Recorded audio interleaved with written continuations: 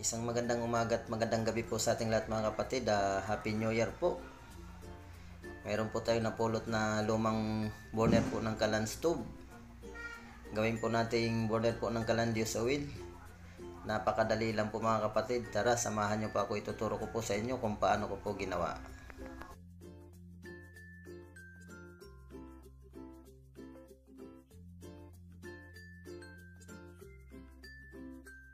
Ano po yung burner ng ating Kalan stove. Napulot ko to po kanina doon sa may basurahan. Naisip ko pong i-modified po. Gawin ko pong burner po ng Kalan Dios oil. Putulin po muna natin mga kapatid yung pinakagitna po na burner po ng Kalan stove.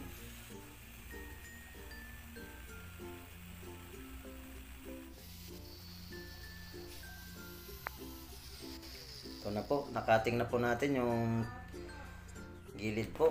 Pukpukin lang po natin, napakadali lang po putulin. Ito na po yung magiging burner po ng ating Kalan Dios oil mga kapatid. Pumutol na rin po ako ng tubo mga kapatid na 1 inch. Yung haba niya po ay 6 cm, yung diameter niya ay 1 inch po. Ayan. Isaayos po muna natin mga kapatid yung pinutol natin na burner po na luma po ng stove. Isakto lang po natin doon sa butas po ng ating tubo mga kapatid. Ito na po. Ito na po. Ipabrikit lang po natin doon sa tubo po na gawin natin burner ng Kalan. Ito. Napabrikit na po natin mga kapatid. Napakadali lang po. Pwede nyo po itong gayahin po. Ito po yung pinagtanggalan natin ng burner ng Kalan. Napakasimple lang po. Nakadikit na po. Nalinis na po natin. Ayan.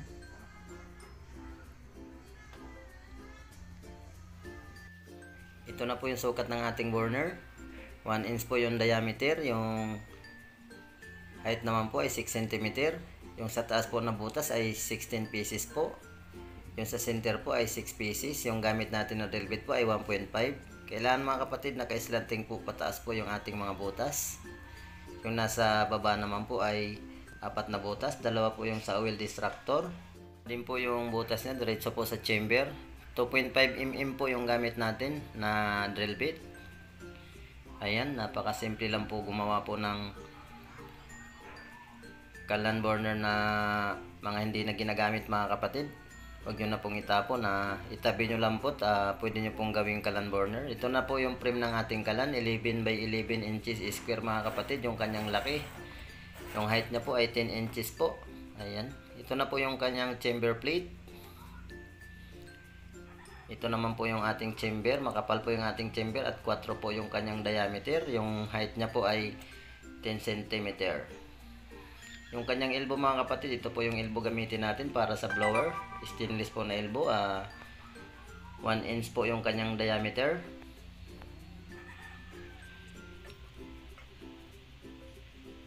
Ayan. Butasin po muna natin mga kapatid para ipasok po natin yung ating elbow. Gamit po natin ay welding lang po. Ayan, ipasok na po natin mga kapatid. Pwede na rin po natin i-welding mga kapatid yung ating elbow. Make sure lang natin po na matibay po yung pagkaka-welding at walang butas para hindi po tatagas po yung kanyang use oil. Ito na po.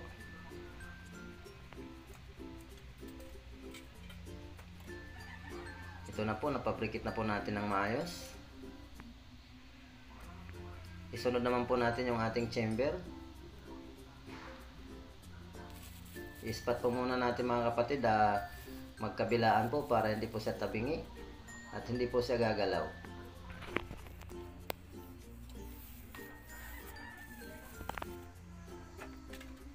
Ayan, na-ispat na po natin mga kapatid. Ngayon po ay full weld na po natin para hindi po tatagas po ang sa wheel sa ating chamber. Sure lang natin mga kapatid maganda yung pagkaka-full weld. Ayan, dito naman po tayo sa takip po ng ating chamber. Nagcutting na rin po tayo ng stainless plate mga kapatid para sa takip ng ating chamber. Yung ating chamber cover mga kapatid ay anti-lead po ito mga kapatid.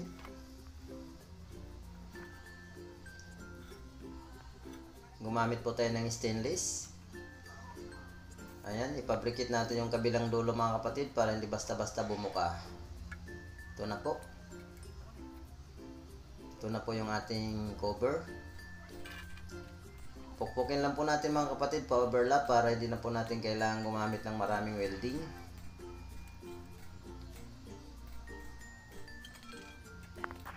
Ito na po.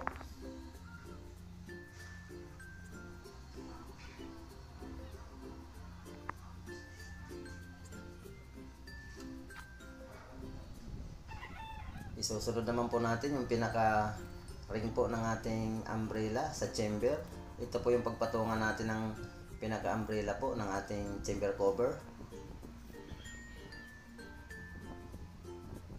Ito na po, napabrikit na po natin yung pinaka ring po.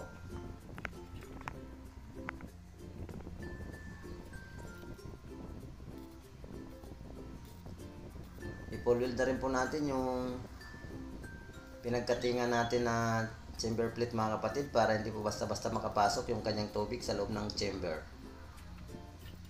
Ayan po.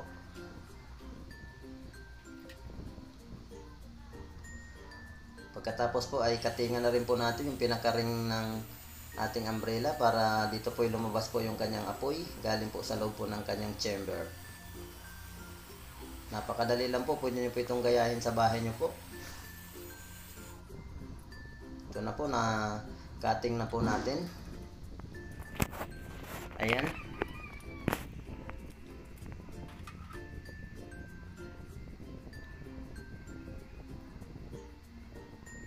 Ito na po yung pinaka-umbrella na ilagay po natin sa ating chamber cover anti-liab. Ayan po.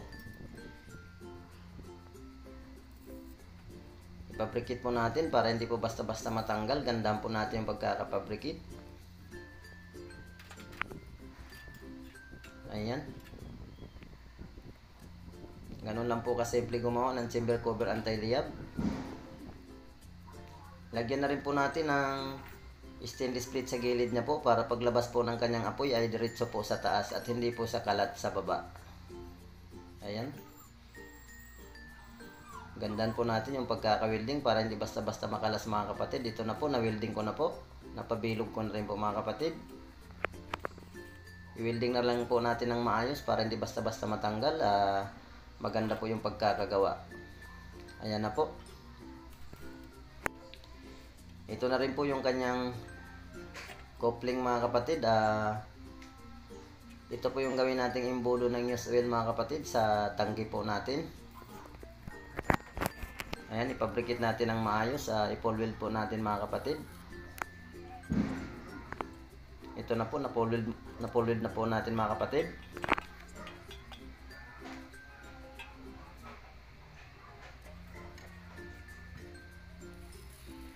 Ito naman po yung nipple na 3/8 po para po sa barbula po ng ating used oil mga kapatid. Ito na po, na-full weld ko na rin po.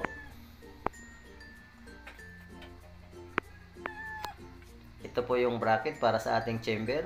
Dalawa po na angle bar yung pinutol ko po para sa pagpatungan ng ating chamber mga kapatid. Ayan, ihiga po muna natin yung ating kalan frame.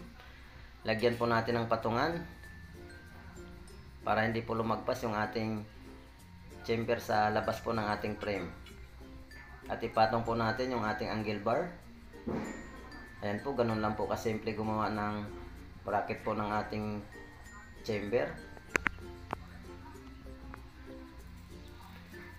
Tapos po ay ispat lang po muna natin, baka po tabingi ang pagkalagay at maayos po natin ng maganda po. Ayan, ispat mo natin magkabilaan. Tanggalin po muna natin yung ating chamber.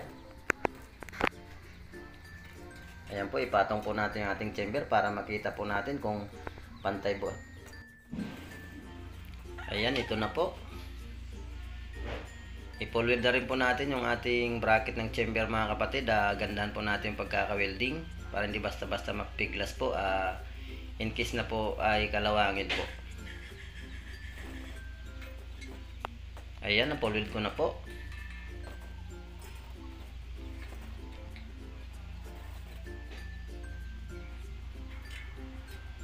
Isunod na po ating chamber.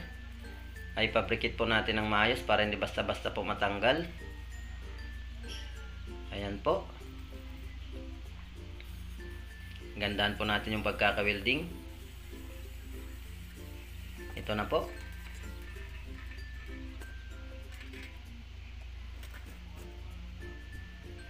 Ayan.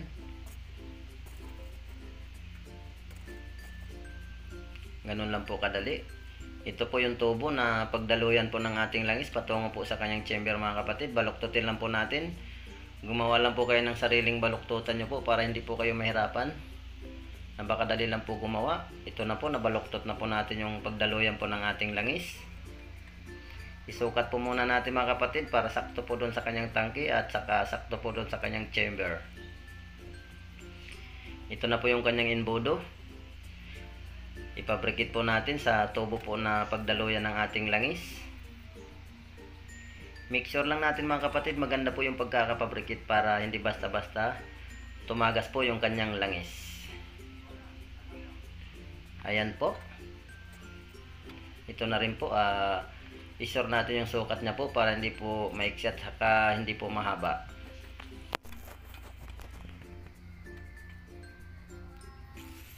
Nasukat ko na po, putulin ko na po para sakto lang po doon sa chamber at saka sa tangke po sa pagdaluyan po ng kanyang langis. Ayan po.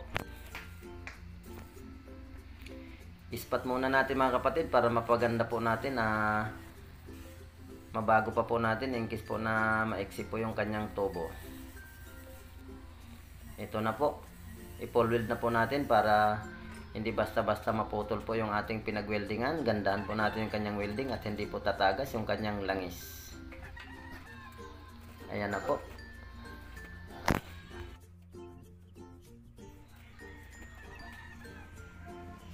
Ito na po, natapos na po natin. Oras naman po para pinturahan na po natin yung ating kalan. Huwag po natin tipirin mga kapatid sa pintura yung ating kalan para masaya po ang magmamayari ng ating kalan. Ayan, ganun lang po.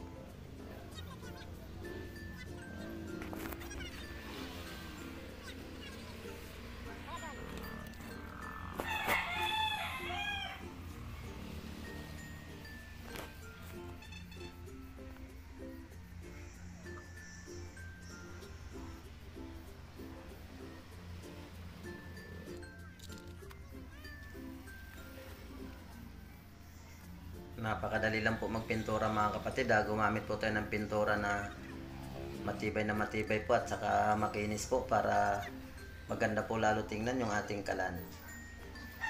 Ayan po.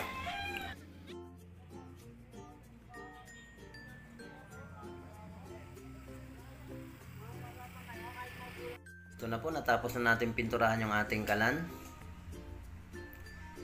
Ito po yung kanyang blower speed controller mga kapatid. May sabitan na rin po tayo para hindi pa kalat-kalat yung ating alambre po. Ito po yung ating kalan blower mga kapatid. Malakas po yung kalan blower na ito mga kapatid. Matibay na matibay po. Ayan, natesting na rin po natin mga kapatid. Umikot na po.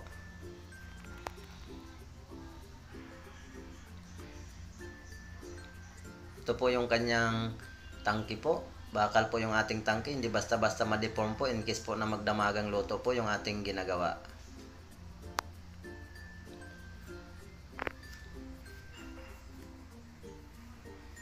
Ito po yung kanyang cover po sa chamber. Ito po yung cover na napakaganda gamitin mga kapatid. Hindi basta-basta lumiliyab in case po na maapawan po ng tubig yung ating kalan.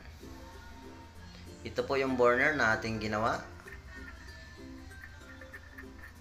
Threaded po yung ating burner mga kapatid para hindi basta-basta linisin in case po na bumara po yung mga butas ng ating burner. Ayan po.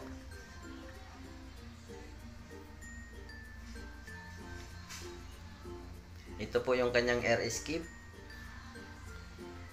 para hindi basta-basta mamamatay yung apoy ng ating chamber mga kapatid. Ilalabas lang po sa air escape po yung kanyang pressure. Ayan na po.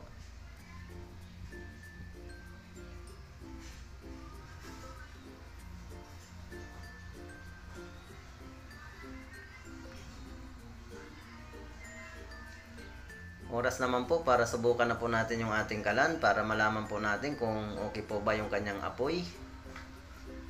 Lagyan po muna natin ng used oil at saka tissue. Pagkatapos po, isindihan po natin. Painitin po muna natin mga kapatid ng 3 to 5 minutes. Paalala po, huwag niyo po munang buksan yung kanyang blower para mabilis po uminit yung kanyang chamber. Ilagay na rin po natin mga kapatid yung kanyang used oil sa tangki po. Konti lang po yung gamitin natin used oil mga kapatid dahil alam natin matipid naman po itong used oil na ginagamit natin.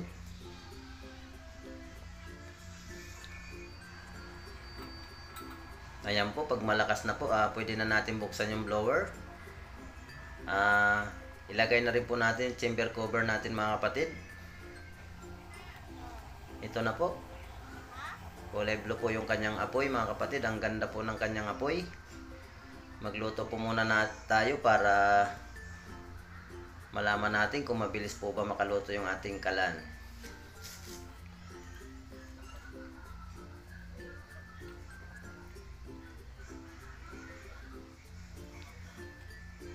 Ayan.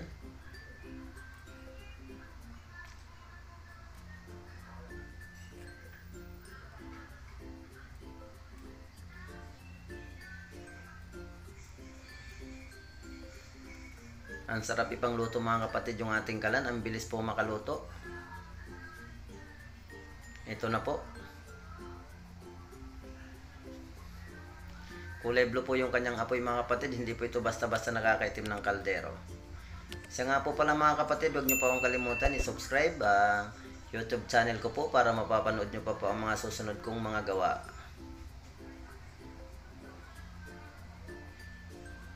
Binabati ko nga pala yung mga taong nanonood ng aking mga gawa. Shout out po sa inyong lahat, sa mga baguhan po at sa mga datihan. Shout out po sa inyong lahat. Sa muli po, sana po mayroon po kayong natutunan sa tutorial ko na ito. Maraming salamat po sa inyong lahat. God bless po sa inyong lahat. Alam ko mga kapatid, yung kaalaman na ito, hindi po ito sa atin, kundi pansamantala lang po lamang, kaya hindi ko po ito pinagdadamot sa ating mga kapatid na gusto pong matutong gumawa ng kalan. Ayan po. Napakaganda po ng kanyang apoy. Kulay pula po. Hindi po ito nakakaitim ng kaldero mga kapatid. Ayan. Pwede nyo po itong gayahin mga kapatid sa bahay nyo po. Sundan nyo lang po yung tutorial na ito para magawa nyo po ng maayos yung inyong kalan mga kapatid. Ayan. Sa muli po, binabati ko po kayong lahat ng Happy New Year. Sana po maganda po yung haharapin natin ngayong taon na ito. Bigyan po tayo ng masaganang pamumuhay. Ayan po, basta sipagan lang po natin mga kapatid. Huwag po nating pabayaan. Huwag po tayo maniniwala sa mga hula-hula. Kailangan po gawin po natin na huwag po nating hayaan na makawala pa po yung mga grasya na dumarating sa atin mga kapatid. Huwag po nating sayangin ang mga pagkakataon. Ayan po, sa muli. Maraming salamat po sa inyong lahat. At God bless po sa ating lahat mga kapatid. God bless, God bless, God bless.